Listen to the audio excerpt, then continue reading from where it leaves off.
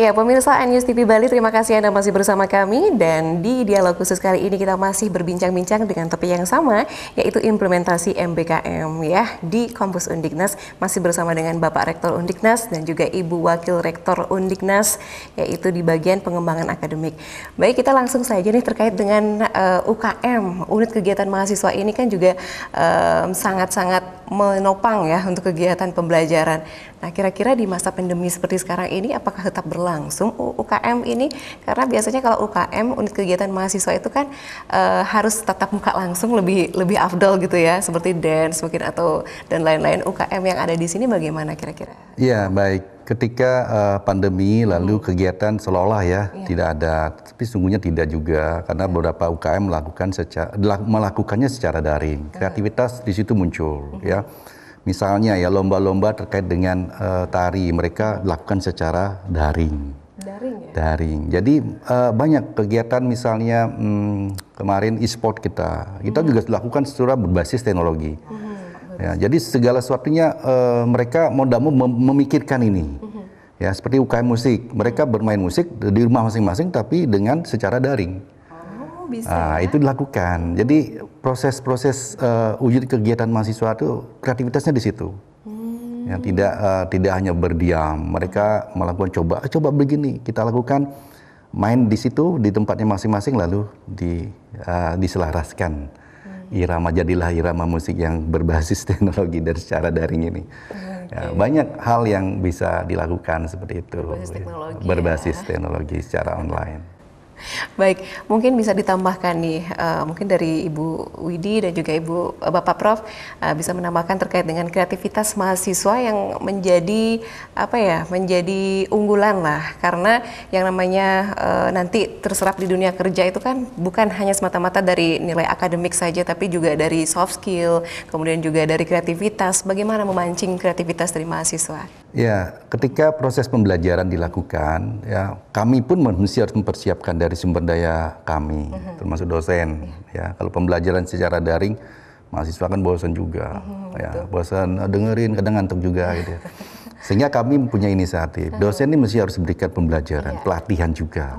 Kreativitas membuat video-video dalam proses pembelajaran.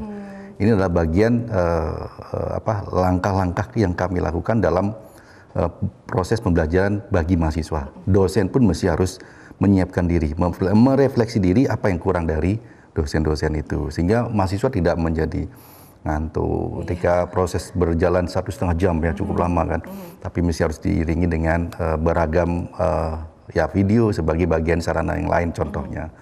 Jadi itu tahapan yang kami lakukan, termasuk juga ketika World Economic Forum menunjukkan bahwa kesuksesan seseorang bukan atas dasar prestasi akademik. Ya, prestasi akademik berada di peringkat 21 sekian.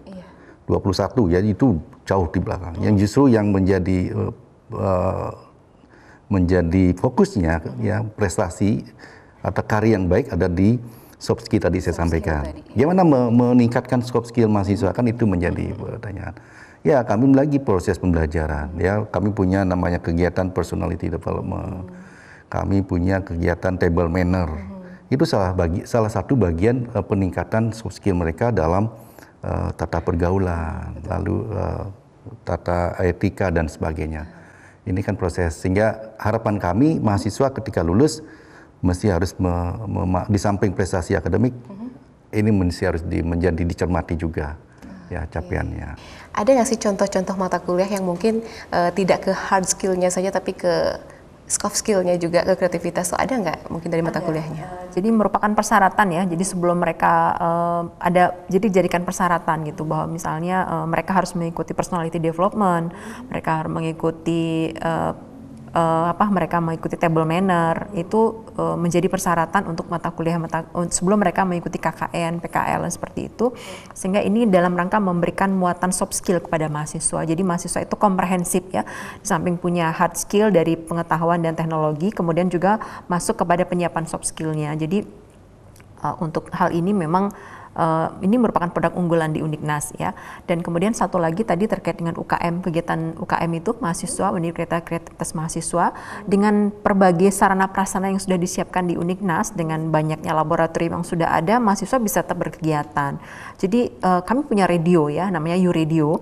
U-Radio ini tempat mahasiswa dari berbagai, kalau mereka kan di organisasi kemahasiswaan menyebutnya ada yang UKM, kemudian ada dari kementerian apa gitu ya.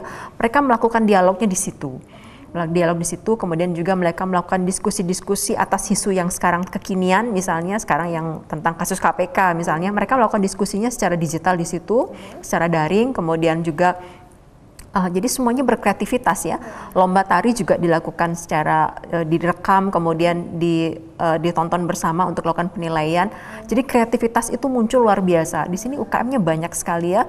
Mahasiswa kami aktif berkegiatan, kemudian sampai kepada lomba menciptakan instrumen musik itu juga sudah mereka lakukan dengan beragam kegiatan mereka, dan ini merupakan, dan kampus sangat komitmen untuk mensupport semua kegiatan tersebut.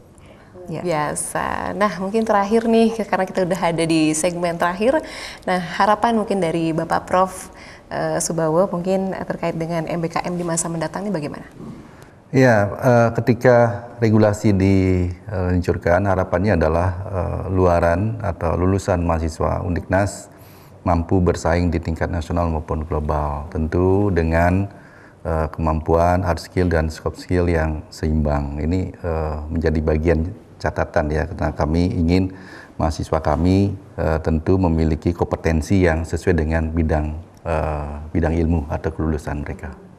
Baik, mungkin dari Ibu Dr. Widi bisa menjelaskan harapannya, mungkin bisa dikaitkan juga dengan peluang dan tantangan yang sudah berjalan selama ini tentang MBKM. Jadi MBKM ini sangat bagus ya, jadi sangat bagus sekali lagi menyiapkan link and match lulusan dengan dunia industri dan dunia usaha dan dunia industri. Jadi sebenarnya sangat bagus, dan ini mudah-mudahan bisa terus berlanjut ya dengan penyempurnaan yang terus dilakukan. Jadi jangan ada kekhawatiran, karena mungkin saja ada masih orang tua yang khawatir begitu bagaimana proses pendidikan ini tidak full dilakukan di kampus. Dengan adanya MBKM ini dinegasi bahwa tanggung jawab pendidikan bukan saja di kampus. Jadi dosen bukan lagi pusat pembelajaran yang utama, tapi mahasiswa bisa memperoleh ilmu dan teknologi pengetahuan ini dari berbagai sudut pandang, dan nanti dosen hanya memfasilitasi saja, dan kemudian kampus Undiknas juga sudah siap untuk melakukan ini, dan bahkan kami memulainya di tahun 2019 ya, pada semester genap lalu, dan ini sudah berjalan pada semester kedua dengan antusiasme mahasiswa yang luar biasa. Saya kira itu. Baik, terima kasih Bapak Prof. Subawo dan juga Ibu Dr. Widi atas kehadirannya.